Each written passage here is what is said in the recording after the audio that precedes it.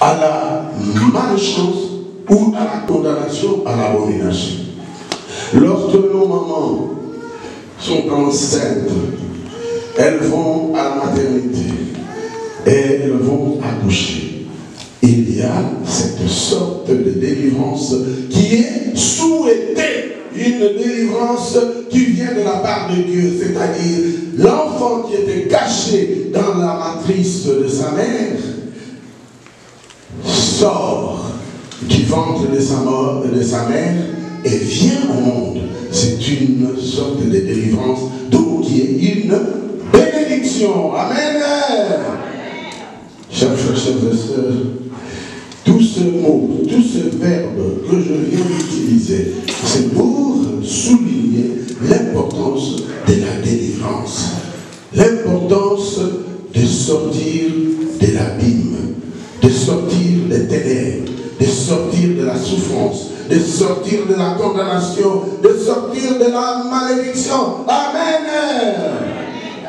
Voilà, je tenais quand même à élargir cette définition, car tout ce que nous avons entendu la semaine dernière, les semaines précédentes, entre dans ce cadre-là.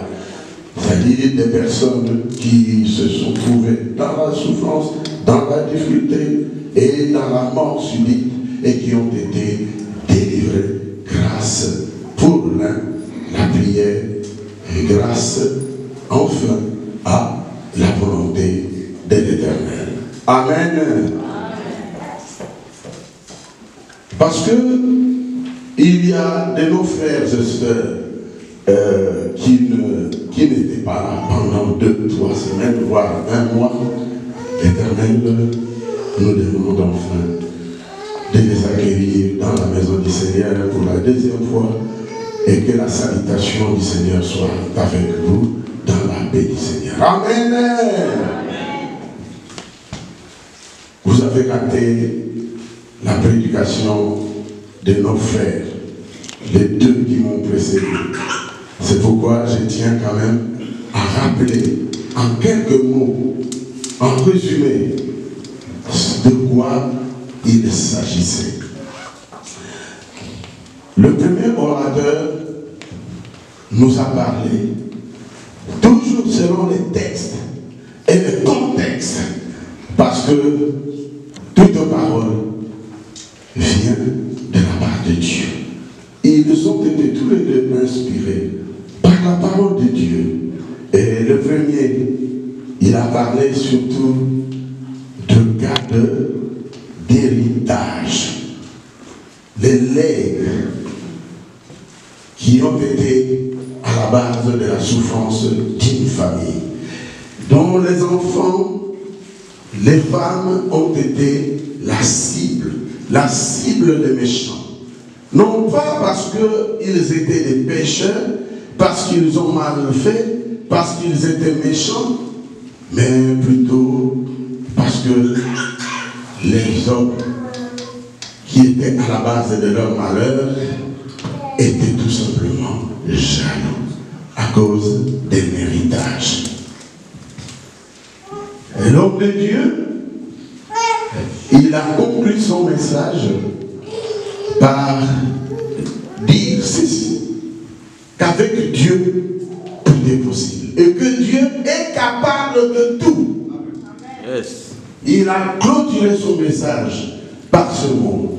Et nous avons tous prié pour qu'enfin les démons et les agents, c'est-à-dire ces agents, s'éloignent de notre vie, s'éloignent de nos enfants, s'éloignent de nos familles, s'éloignent de notre travail et s'éloignent de nos couples. Amen. Le deuxième orateur a commencé par nous dire la délivrance suppose que celui qui est lié est délié. Tous ces mots-là que j'ai cités se résument par cette phrase qu'il a prononcée, cette définition qu'il a donnée. Je n'ai fait que essayer d'étendre les domaines dans lesquels la délivrance est nécessaire. la délivrance est indispensable. Et enfin, il a souligné quelles sont les causes de toute condamnation. Il a mis l'accent sur deux causes. Cause personnelle et ensuite cause de liens familiaux. C'est-à-dire les alliances et les associations dont nos parents ont fait partie. Nos parents ont trompé dans le fétichisme. Nos parents ont plutôt péché dans l'adultère, par exemple, dans les vols, et les enfants payent le frais. C'est ce qu'on dit. Les parents ont mangé les fruits, mais les enfants ont eu la bouche amère. C'est pourquoi, vous et moi, en tant que parents, a-t-il dit, nous devons faire un examen de conscience. Et même lorsque le premier orateur a dit qu'il faut accepter Jésus comme Seigneur et Sauveur, et le deuxième orateur a dit, vous acceptez Jésus comme Seigneur et Sauveur, mais passez d'abord par une cure-dent. C'est ce qu'il a appelé l'examen de conscience. C'est-à-dire chacun doit s'interroger sur son comportement, sur sa vie, sur la vie de sa famille. Et cela fera de nous de véritables enfants de Dieu. Et lorsque nous sommes dans la peine, lorsque nous sommes dans la difficulté, Dieu viendra nous délivrer. Amen. Il a insisté sur ce qui favorise ces liens. Nous devons tous les jours être à l'affût, à la recherche du Seigneur, pour que nous ne tombions pas dans ces pièges, pour que nous ne cédions pas à la tentation, car il est puissant, mais il n'est pas plus puissant que notre Seigneur. Amen. Amen. Chers frères, chères sœurs, pour tous ces deux résumés que je viens de faire, qu'est-ce qu'il faut retenir? Pour que nous soyons libérés de nos oppresseurs, nous devons, chaque fois que nous sommes là, nous devons confesser, nous devons pardonner, nous devons agir pour que notre vie ne soit pas liée. Parce que nous pouvons favoriser, comme il a dit, que le diable nous prenne, que le diable nous condamne, que le diable nous entraîne dans sa chute. Nous sommes des enfants de Dieu.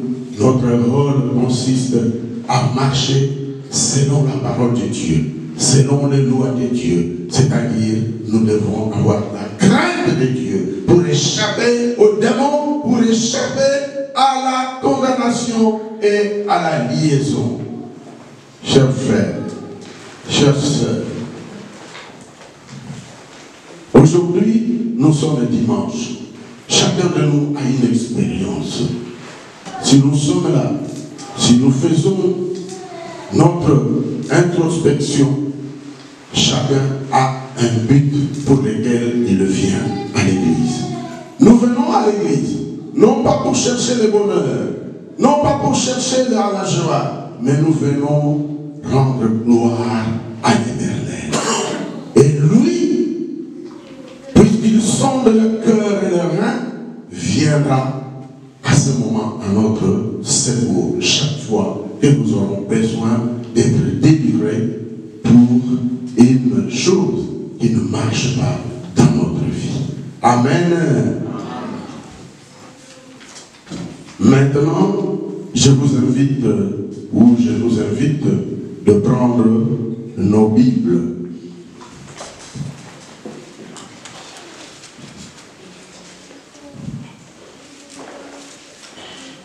Prenons 2 Pierre, chapitre 2, versets 9 à 10. 2 Pierre 2, 9 à 10.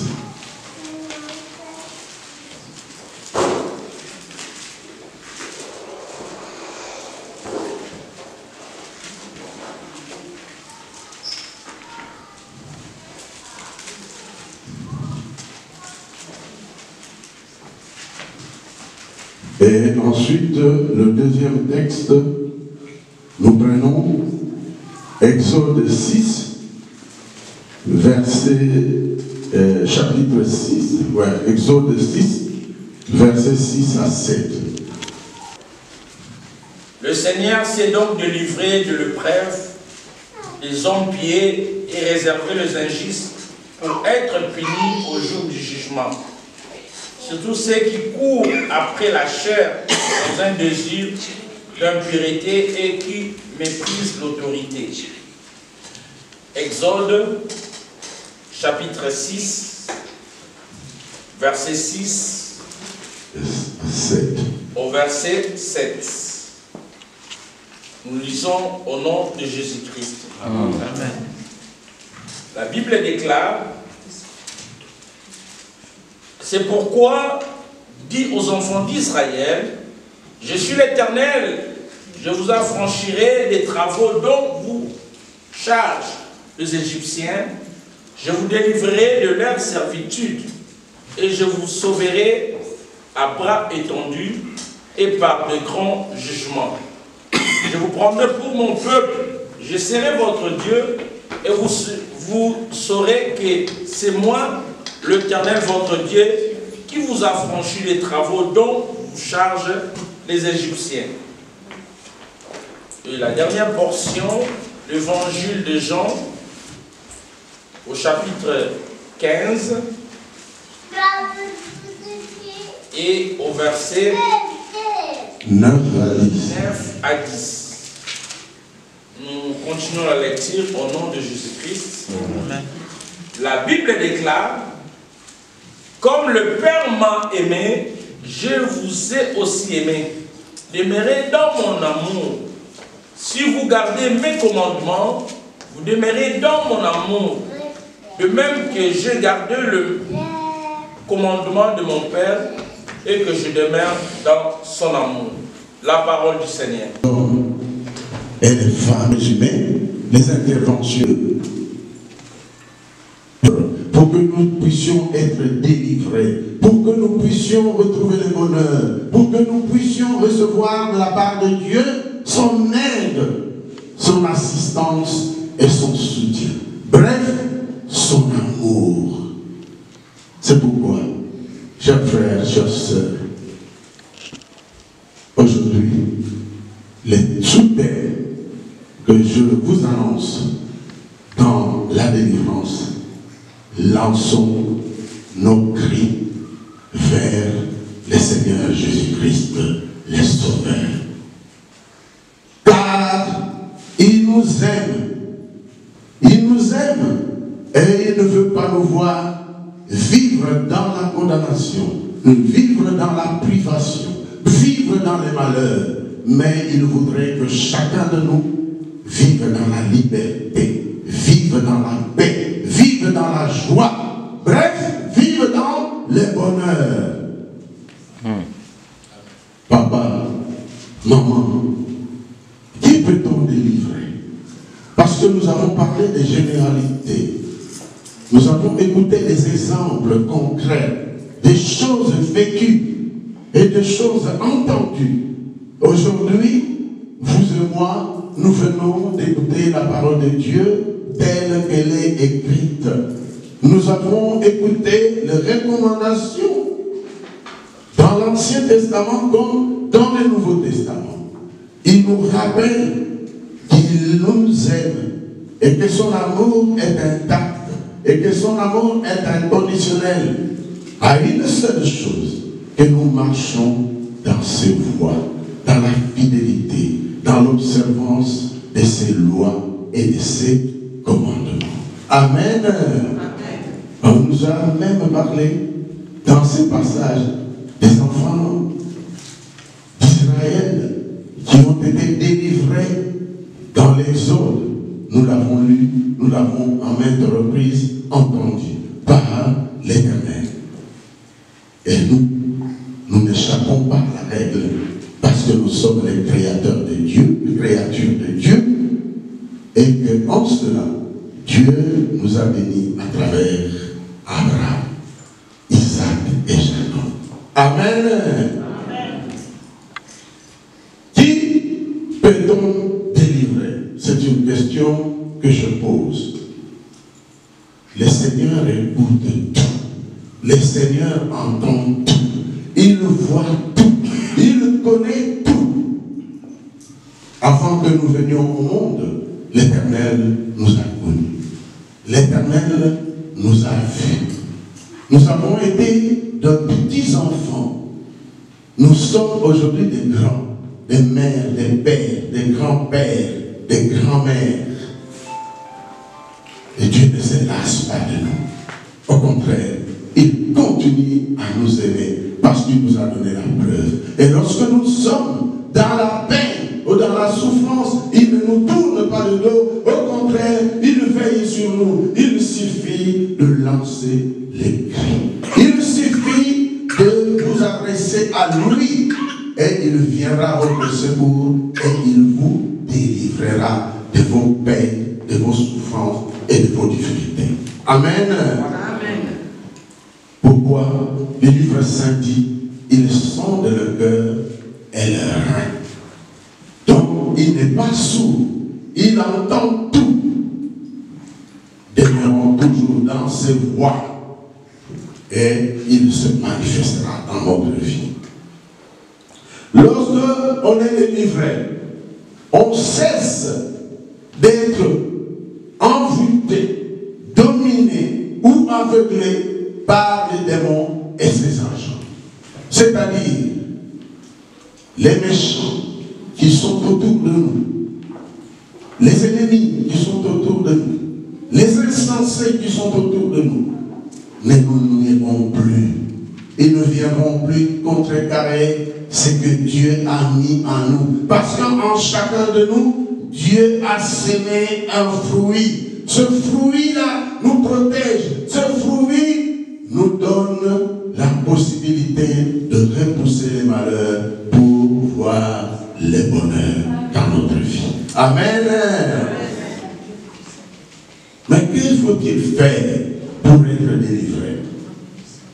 Le livre saint nous dit, il faut sortir du milieu des démons et des méchants et des insensés.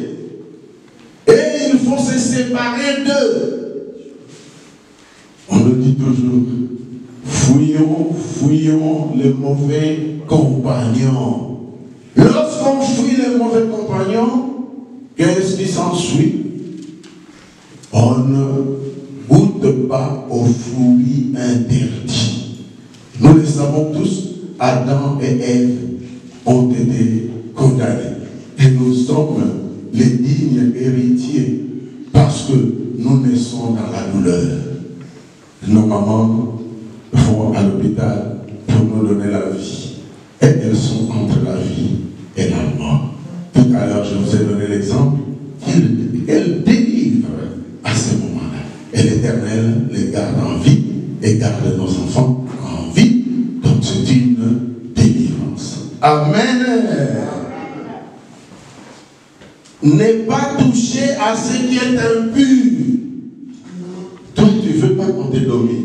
Tu ne veux pas que tes enfants tombent malades. Tu ne veux pas que tu tombes malade. Tu ne veux pas que tu sois dans la misère et dans la pauvreté. Tu ne veux pas que tu sois chômeur. Ne cherche pas ces malheurs aux autres. Car lorsque tu cherches ce malheur, nous l'avons entendu dans le livre saint, que Dieu récompense ce qui est bon, les bonnes actions et les bonnes œuvres. Il condamne par contre et punit tout ce qui est mauvais. Il punit les méchants. Il punit et condamne les insensés, c'est-à-dire ceux qui sont le fruit du diable. Donc, ne touchons pas au butin du vol. Ne touchons pas à l'argent de la drogue. Ne touchons pas à l'argent des agressions. Ne touchons pas à l'argent de la corruption. Ne touchons pas à tout ce qui est impur. Et à ce moment-là, la délivrance nous sera accordée lorsque nous sommes dans la souffrance ou dans la difficulté. La souffrance, je l'ai étendue, il s'agit de la maladie, il s'agit du chômage, il s'agit de la stérilité, il s'agit de tant d'autres choses que chacun de nous ne souhaite pas vivre. Amen.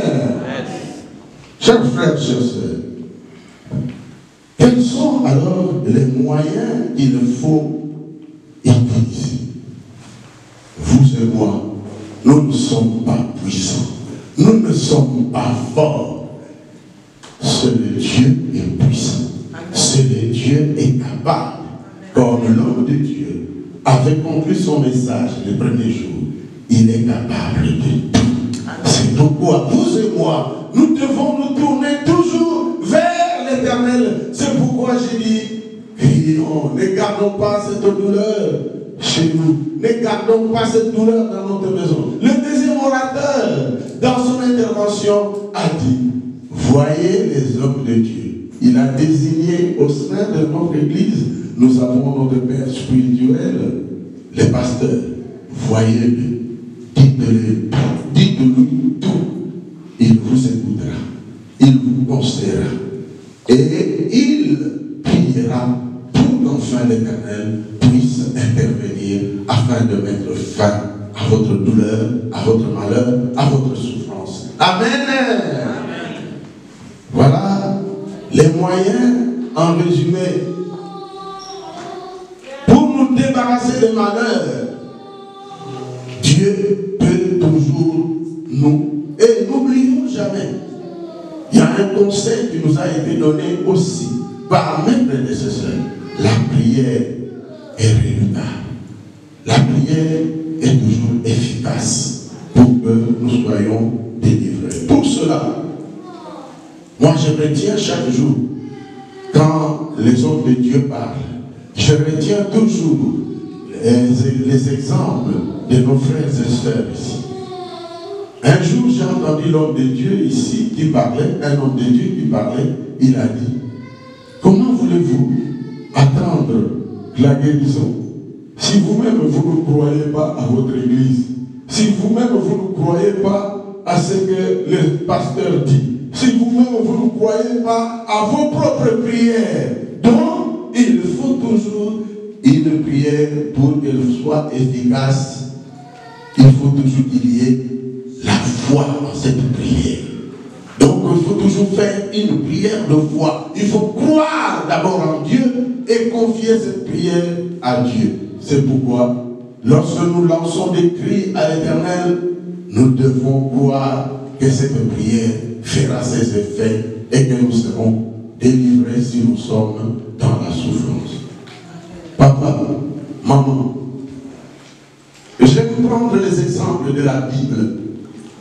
Je prends ici le cas des enfants d'Israël qui ont été cités dans le livre saint.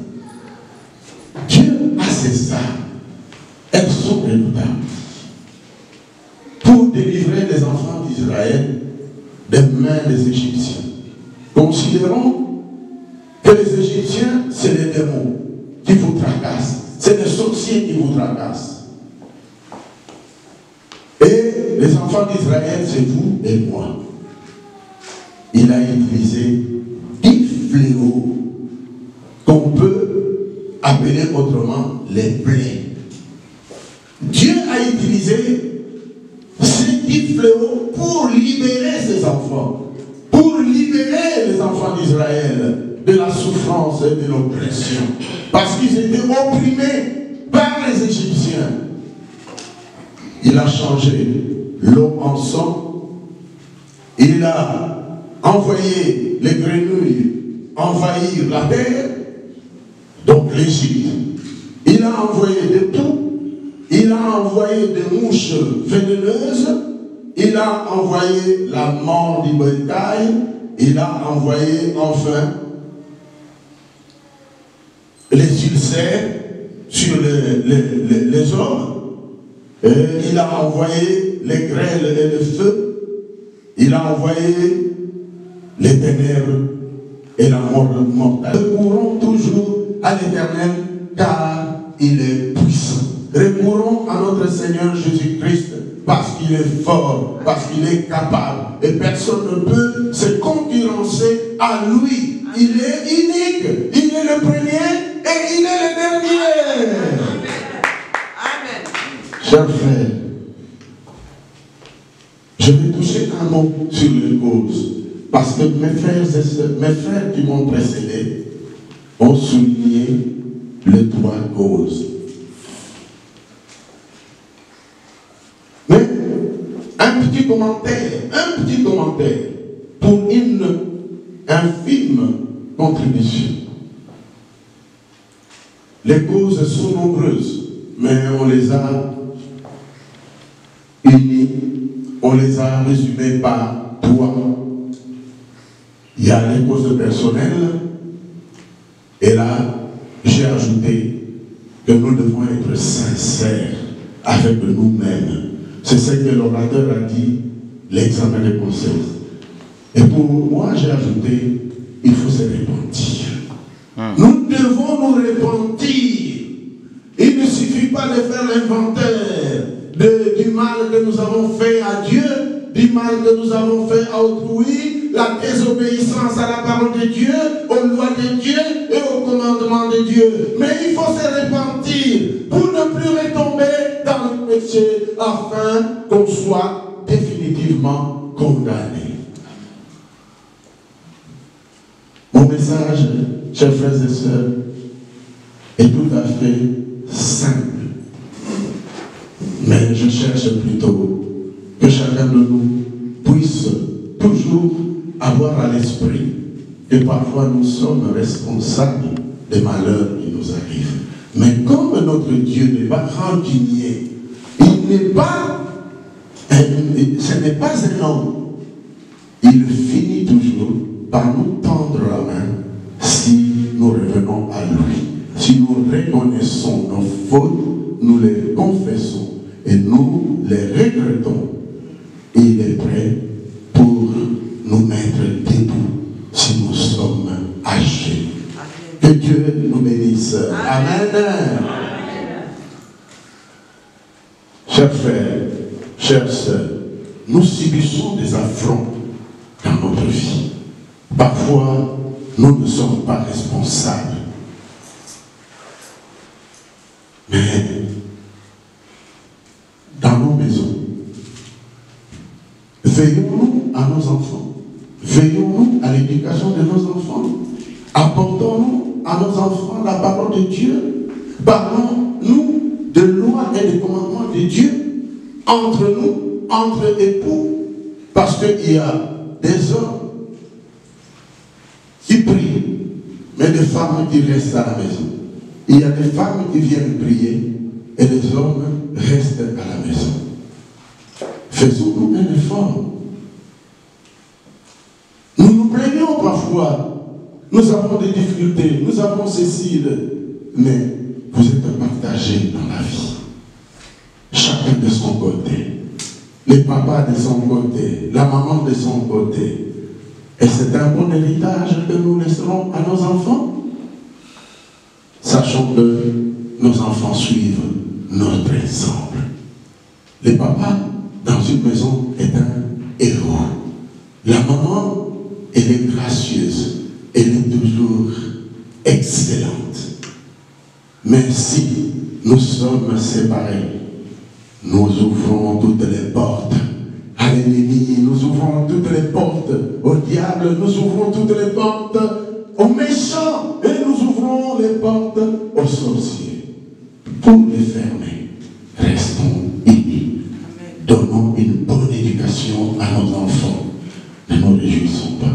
Nous déplorons parfois fois des enfants qui invectivent leurs parents, qui insultent leurs parents, qui injurient leurs parents. Et il y en a même qui osent mettre la main sur leurs parents, donner des coups, des gifles à leur papa, à leur maman.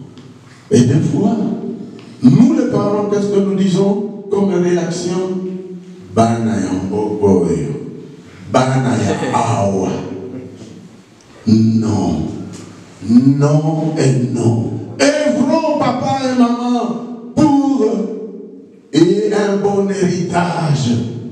Redressons nos maisons, redressons nos couples, redressons nos enfants, marchons selon la loi, élevons-les selon la loi, et Dieu nous préservera de malheurs et de souffrances. Amen. Amen.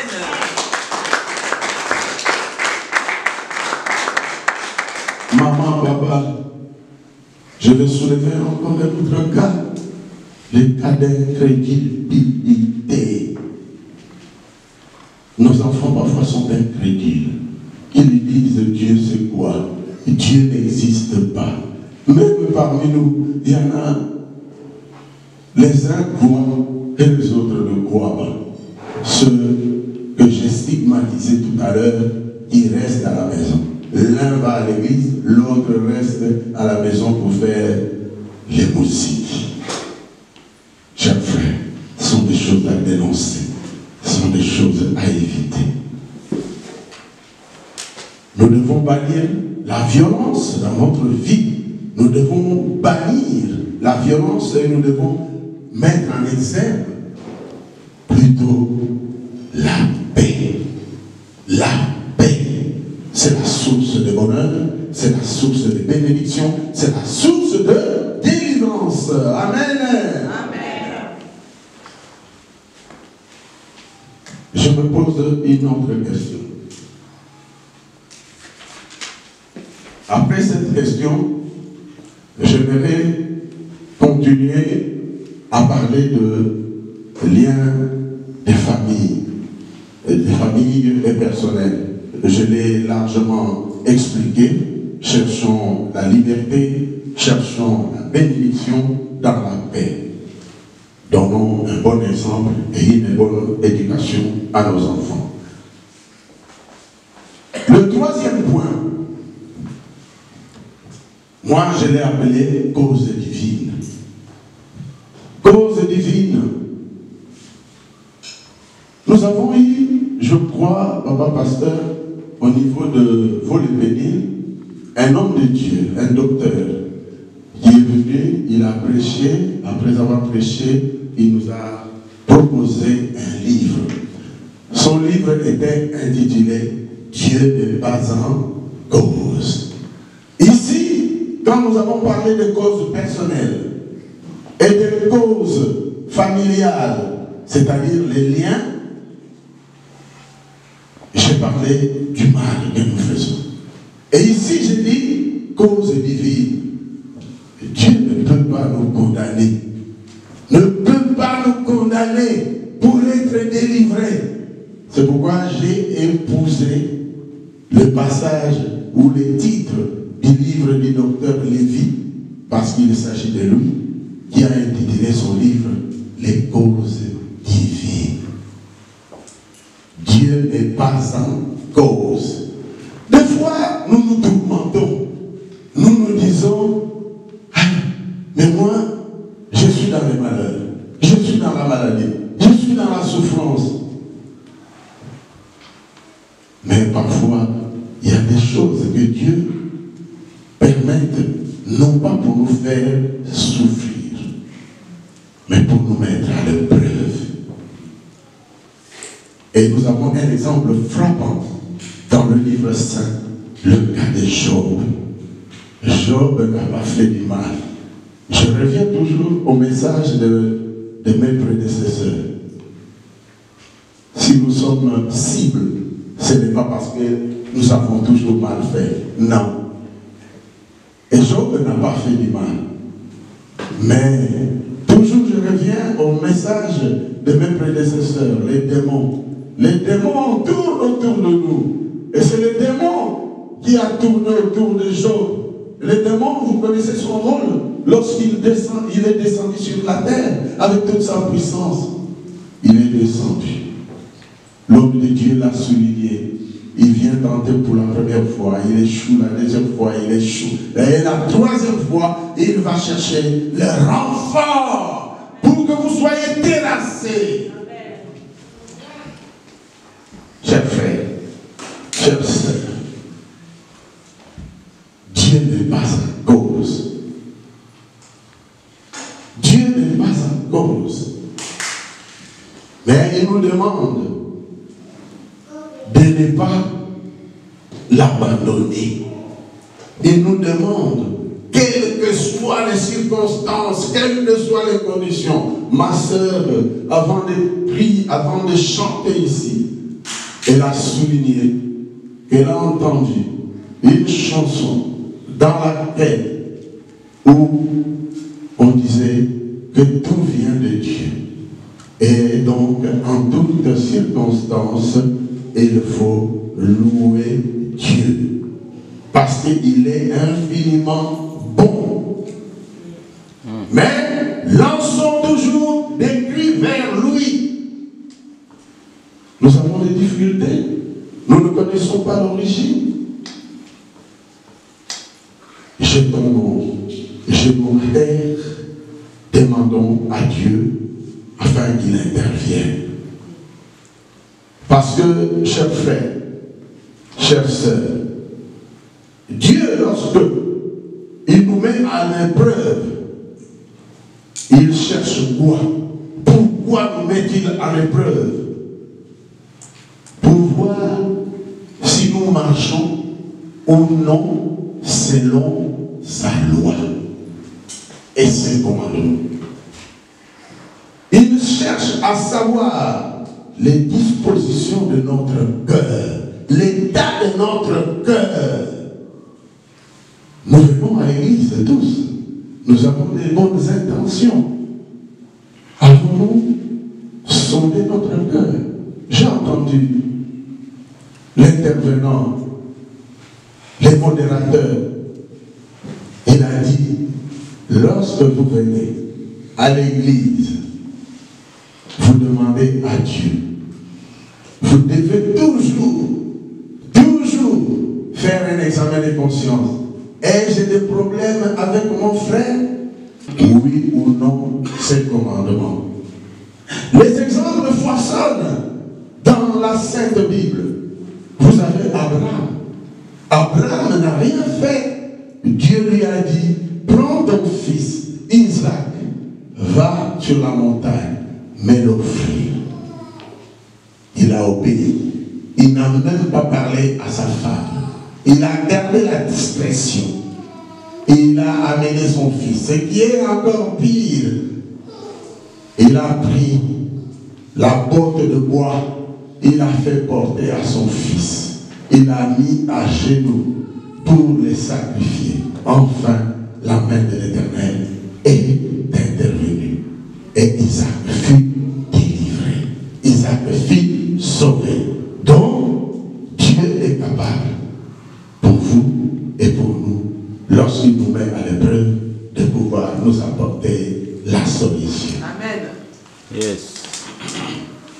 Maman, il y a les cas de Joseph, il y a les cas de Daniel, il y a les cas de tant d'autres personnes dans l'Ancien Testament qui ont été délivrées par l'Éternel lui-même. Mais ils étaient dans la souffrance, dans la paix. Imaginez Daniel dans le puits de lion. Imaginez Abraham. Imaginez, Joseph jeté dans le puits par ses propres frères, trahi par ses propres frères. Mais c'est lui qui était à l'origine de leur bénédiction. Et avant que Joseph ne meure, ne quitte ce monde, il était élevé au rang de gouverneur de l'Égypte. Lui, l'étranger.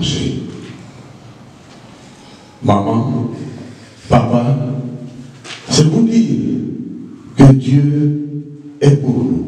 Si Dieu, Jésus est pour nous, qui sera contre nous? Ils nous feront la guerre, mais ils ne nous vaincront pas. Parce qu'il est puissant, il est fort et il nous aime. Amen. Amen. Donc, la cause de vie sont des causes pour nous fortifier, en d'autres termes, pour que nous prenions conscience qu'il existe des lois, qu'il existe des commandements établis par Dieu que nous devons observer et que nous devons pratiquer. Amen. Amen. Bien-aimé maman, bien-aimé papa, il s'agit des précautions que nous devons prendre. Donc ici, considérez ça comme un conseil. Nous devons toujours chercher la face de Dieu, en toute confiance. Parce que Dieu est miséricordieux, il est compatissant et il est enfin puissant.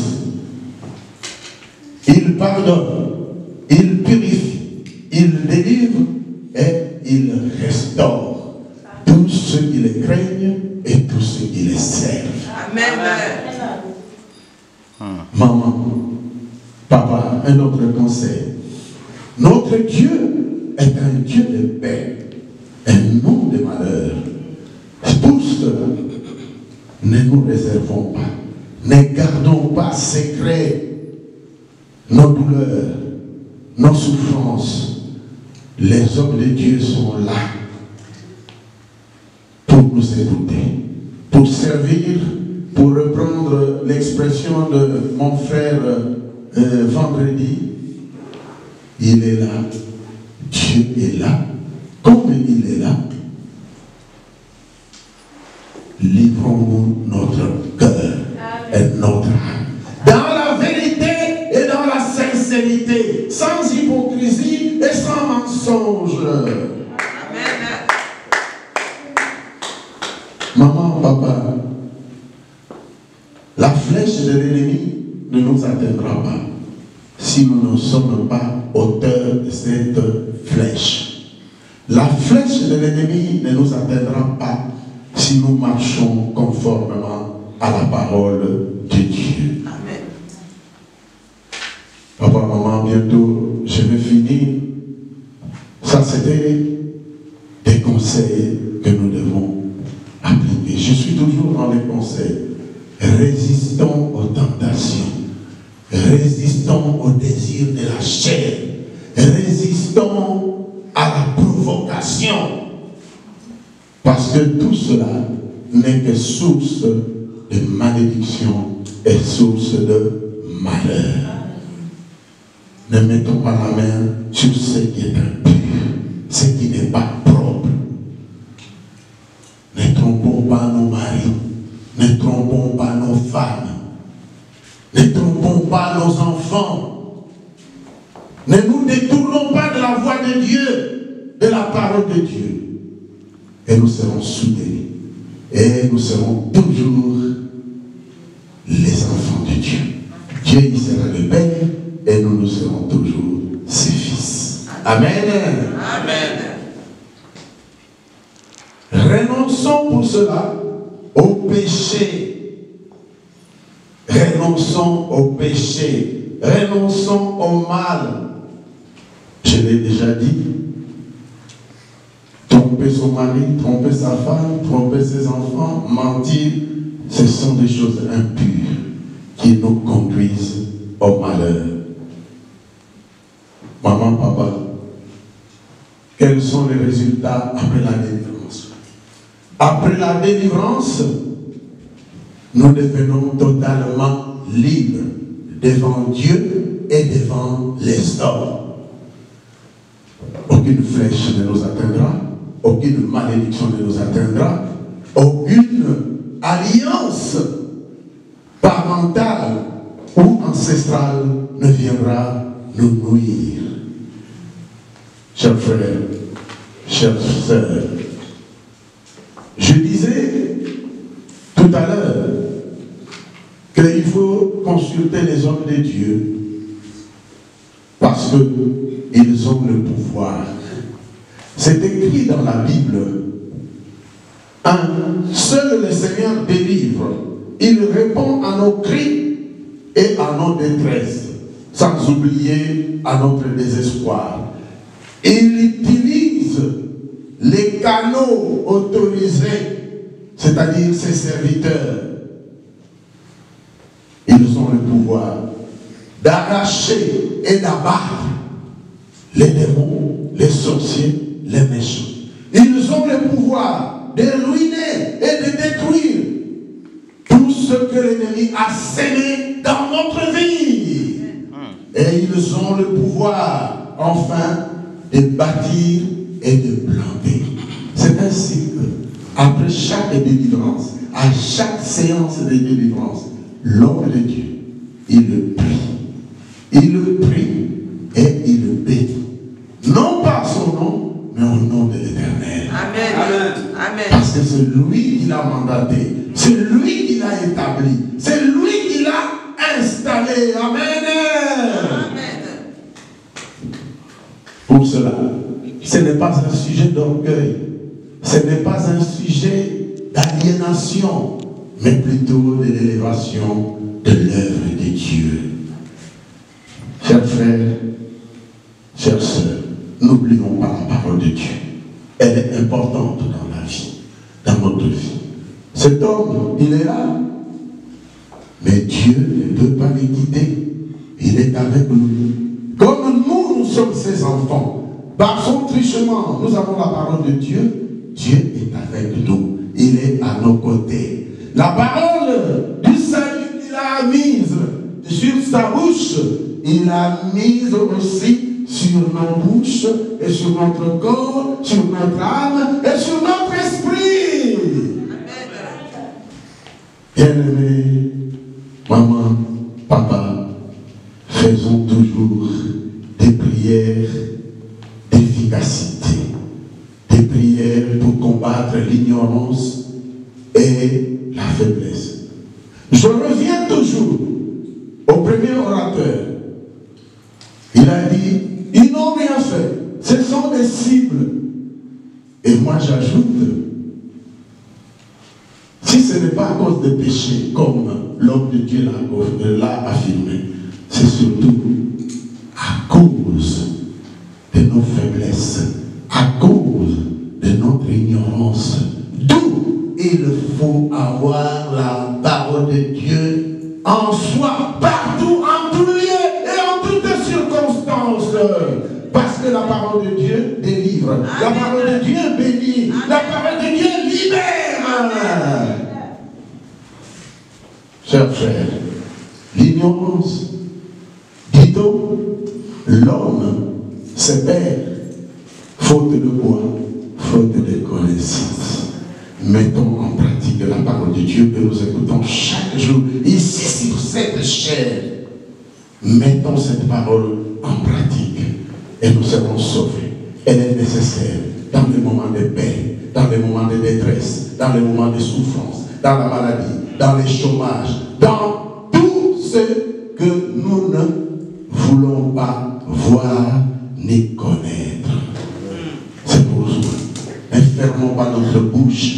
Elle nous a été donnée pour que nous puissions nous adresser à l'Éternel, le glorifier et lui présenter toutes nos peines. Il est à l'écoute. Lançons nos cris vers notre Seigneur Jésus dans la repentance, dans la vérité et dans les pardons mutuels. Car il bénit et il réhabilite par son amour. Amen. Amen. Si nous pouvons nous lever en guise de conclusion, je cède la parole à l'homme de Dieu qui préside cette séance afin que nous réclamions la solution de toutes nos peines et de nos souffrances. Amen. Amen. Alléluia. Acclamons Dieu. Il est tellement merveilleux. Dieu nous a enseigné. Et